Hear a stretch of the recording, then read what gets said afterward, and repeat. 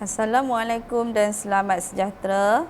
Terlebih dahulu saya memperkenalkan diri saya Cikgu Siti Syazwani binti Kamarudin dari SMK Sri Mahawangsa Jitra Kedah. Pada hari ini kita akan belajar bab 9 garis lurus, standard kandungan 9.1 garis lurus, standard pembelajaran 9.1.5 menentukan persamaan garis lurus. Objektif pembelajaran pada hari ini ialah pada akhir pembelajaran murid dapat pertama menulis persamaan garis lurus dalam bentuk Y sama dengan MX tambah C. Yang kedua menentukan nilai M iaitu kecerunan dan C nilai pintasan Y.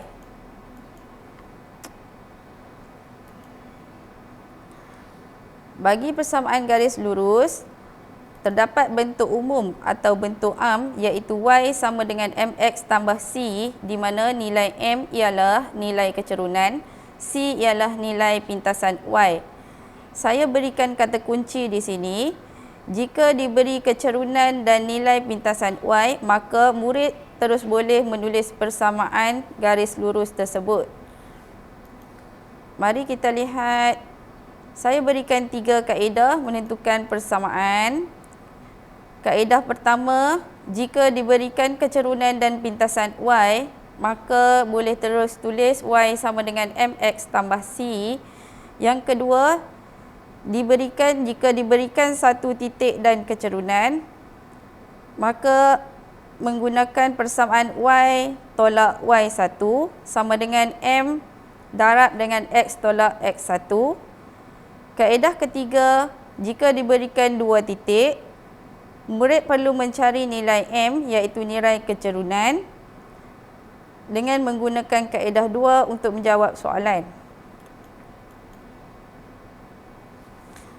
Okey, mari kita lihat kaedah 1. Diberikan nilai kecerunan dan pintasan Y, persamaan yang akan ditulis ialah Y sama dengan MX tambah C. Soalannya, cari persamaan jika M sama dengan 2 dan C sama dengan negatif 3. Bentuk umum bagi persamaan garis lurus Y sama dengan MX tambah C iaitu Y sama dengan 2X tambah negatif 3, Y sama dengan 2X tolak 3.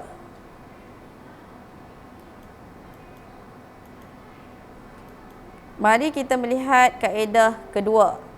Jika diberikan satu titik dan nilai kecerunan, maka kita menggunakan persamaan Y tolak Y1 sama dengan M X tolak X1.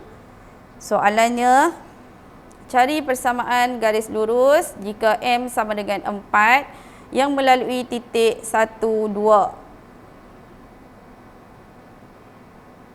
Jawapannya, Y tolak Y1 sama dengan M darab X tolak X1. Gantikan nilai X1 sama dengan 1, Y1 sama dengan 2. Maka Y tolak 2 sama dengan 4, X tolak 1. Persamaan yang akan kita dapat ialah Y sama dengan 4X tolak 2. Bagi kaedah ketiga, diberi 2 titik. Yang pertama, kita perlu mencarikan nilai M, kemudian kita menggunakan kaedah kedua. Soalannya, cari persamaan jika titik 2 di antara titik 23 dan 47.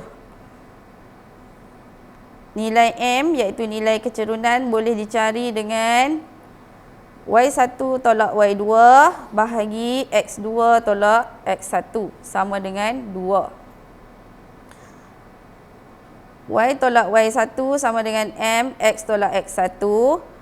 Y tolak 7 sama dengan 2, X tolak 4. Maka persamaan yang akan kita dapat ialah Y sama dengan 2, X tolak 1.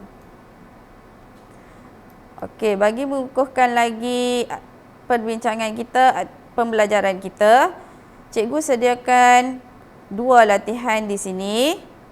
Soalan pertama, cari persamaan garis dengan M sama dengan negatif 1 melalui 0, 5. Yang kedua, cari persamaan garis melalui 2, 3 dan 6, 7. Cikgu tinggalkan kamu dengan latihan yang diberikan. Rumusannya di sini. Yang pertama, bentuk persamaan garis lurus. Bentuk umumnya adalah Y sama dengan MX tambah C. Dan kita belajar 3 kaedah dalam menentukan persamaan garis lurus. Sekian, terima kasih.